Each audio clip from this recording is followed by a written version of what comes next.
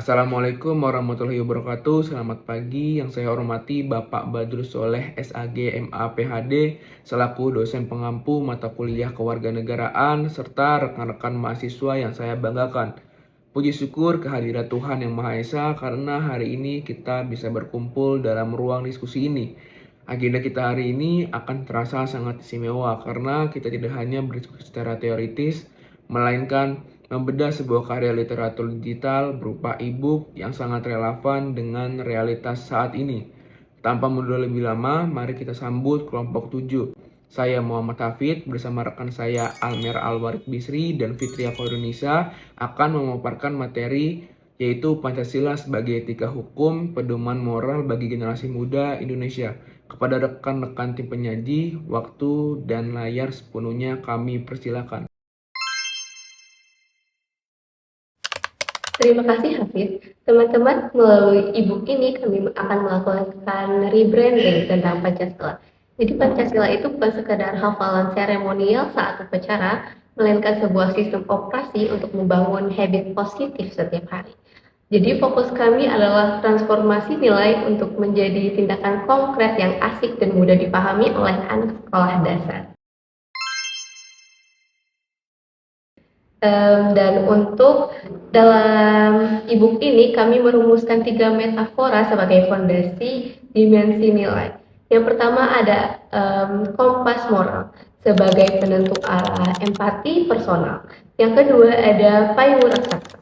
Ini adalah analogi dari segala aturan yang melindungi kesetaraan dan hak asasi manusia. Dan yang ketiga ada filter kultural yang menyaring etis agar kita tidak hanyut dalam derasnya arus budaya dan informasi yang asing yang sedang marak saat ini. Dan ketiga alat ini adalah navigasi utama dalam proyek e-book ini. Untuk materi selanjutnya akan dijelaskan oleh teman saya. Terima kasih. Oke teman-teman, sekarang mari kita berbicara tentang masa depan. Coba bayangin, mungkin beberapa tahun lagi kita bisa belajar bareng robot atau asisten AI yang super pintar. Namun, ada satu hal yang perlu kita ingat nih. Teknologi mungkin memiliki data yang hampir tidak terbatas, tetapi teknologi tidak memiliki hati nurani. AI mungkin bisa mengerjakan PR kita, tetapi AI tidak memiliki perasaan untuk bisa mengerti empati dan juga rasa peduli satu sama lain. Nah, disitulah peran kita sebagai anak Indonesia. Kita memegang Pancasila sebagai kendali. Rumusnya sederhana. Teknologi yang canggih ditambah dengan hati nurani yang berlandaskan pada Pancasila, hasilnya adalah manfaat kebaikan bagi dunia.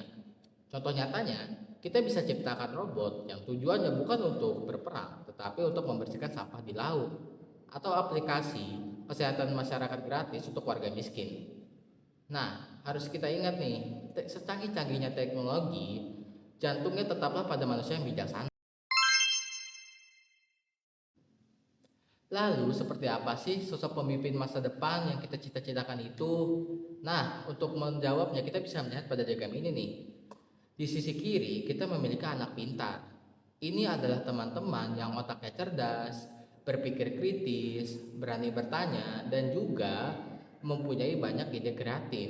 Pintar itu penting agar kita tidak mudah untuk dibodohi. Tapi pintar saja tidak cukup. Di sisi kanan, kita memiliki anak pintar atau anak yang berhati mulia. Mereka yang percaya Tuhan, suka menolong, mandiri, dan juga berteman pada siapa saja tanpa pilih-pilih. Nah, titik temu atau sweet spot di tengah inilah yang kita sebut sebagai pelajar Pancasila nih.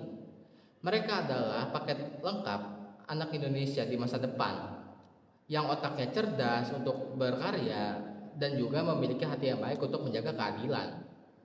Jadi, ketika di sekolah, jangan cuma mengajar nilai 100 di rapot nih, tetapi juga mengajar nilai 100 dalam kebaikan hati kita. Karena Indonesia membutuhkan pemimpin yang hebat, bukan cuma sekadar pintar.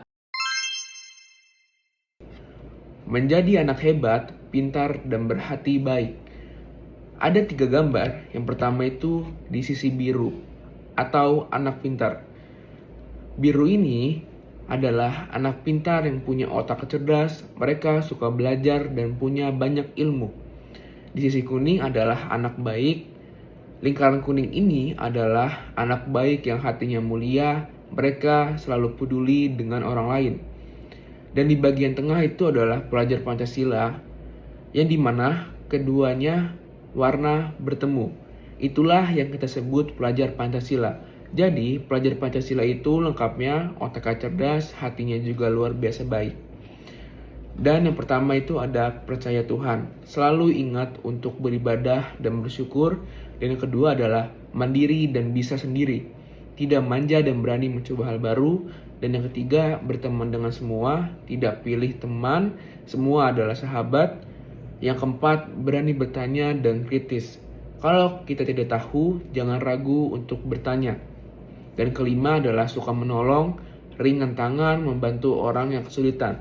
Dan yang terakhir adalah kreatif dan banyak ide, selalu punya cara seru untuk menyelesaikan masalah. Penutupnya ini adalah anak Indonesia masa depan itu harus lengkap. Kita harus punya otak yang cerdas dan hati yang baik. Siap jadi pemimpin hebat masa depan. Yuk kita mulai dari sekarang.